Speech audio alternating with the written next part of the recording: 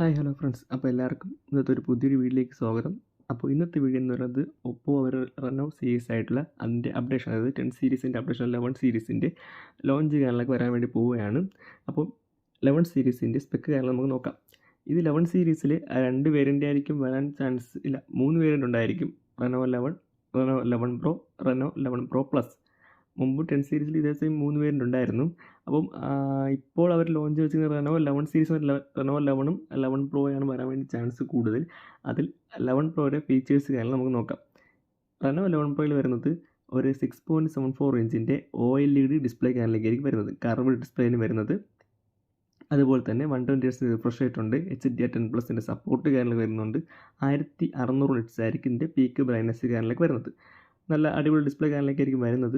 90.3% screen to body ratio കാര്യങ്ങളെല്ലാം ഈ ഡിസ്പ്ലേയിൽ വരുന്നുണ്ട്.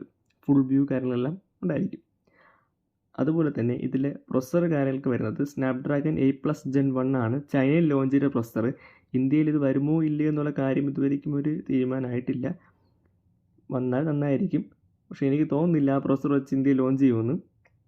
അപ്പോൾ നമുക്ക് ഇതിൻ്റെ അടുത്ത ഫീച്ചറായിട്ട് നോക്കാം. ഇതിൻ്റെ ക്യാമറ ഫീച്ചേഴ്സ് കാര്യങ്ങളൊക്കെ പറയുകയാണെങ്കിൽ 50 MB ഒരു മെയിൻ ക്യാമറയും 32 MB ഒരു ടെലിഫോട്ടോ ലെൻസും 8 MB ഒരു അൾട്രാ വൈഡ് ക്യാമറ, അങ്ങനെ 3 ക്യാമറ ഡിപ്പാർട്ട്മെൻ്റ് ആയിരിക്കും ഈ മോഡൽ വരാൻ വേണ്ടി പോകുന്നത്. 10 പ്രോ സീരീസിൽ 3 ക്യാമറയും സോണി ലെൻസ് വെച്ചായിരിക്കും വന്നിരുന്നത്. മിക്കവാറും ഈ മോഡലും സോണി ലെൻസ് വരാനാണ് ചാൻസ് കൂടുതൽ. ഇതിൻ്റെ സെൽഫി ക്യാമറ എന്ന് പറയുന്നത് ഒരു 32 MB സെൽഫി ക്യാമറ കാര്യങ്ങളിലേക്ക് വരുന്നത്.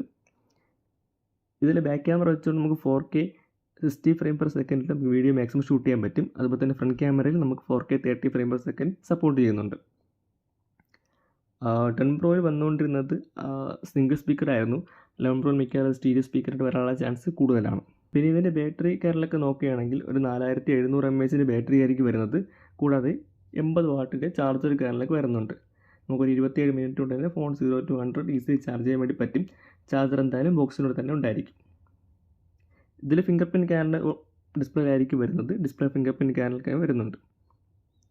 ഇതിൻ്റെ വെയിറ്റ് കാര്യങ്ങളൊക്കെ വരുന്നത്, ഇതിൻ്റെ തിക്നെസ് വന്നിട്ടുള്ളത് 8.2 mm, വെയിറ്റ് വന്നിട്ടുള്ളത് 190 ഗ്രാം വെയിറ്റുമാണ്. 190 ഗ്രാം വെയിറ്റ് നമുക്ക് ഈസിലി കയ്യിൽ ഹാൻഡ് ചെയ്യാൻ പറ്റുന്ന വെയിറ്റ് കാര്യങ്ങളൊക്കെയാണ്. ഇതിൻ്റെ 5G ബാൻഡ് സപ്പോർട്ട് വന്നിട്ട് 8 5G ബാൻഡ് ഇതിൽ സപ്പോർട്ട് ചെയ്യുന്നുണ്ട്. ആൻഡ്രോയിഡ് 14 വരുന്നത്. അതുപോലെ തന്നെ ഓപ്പോയുടെ OS ആയിട്ടുള്ള കളർ OS 14 ഈ മോഡൽ വരാൻ വേണ്ടി പോകുന്നത്. പിന്നെ ഇതിൽ 2 കളേഴ്സ് ആയിരിക്കും അവൈലബിൾ ആയിട്ട് വന്നിരിക്കുന്നത്. ഒരു വൈറ്റും അതുപോലെ തന്നെ ഒരു ബ്ലാക്ക് കളറും. ഈ 2 കളറായിരിക്കും വരാൻ വേണ്ടി പോകുന്നത്. അപ്പോൾ ഇത്രയൊക്കെ ഉള്ളൂ 11 പ്രോയെ പറ്റിയുള്ള വിശേഷങ്ങൾ. അപ്പോൾ അടുത്തൊരു വീഡിയോ ആയിട്ട് വീണ്ടും കാണുന്നവരേക്കും ബൈ.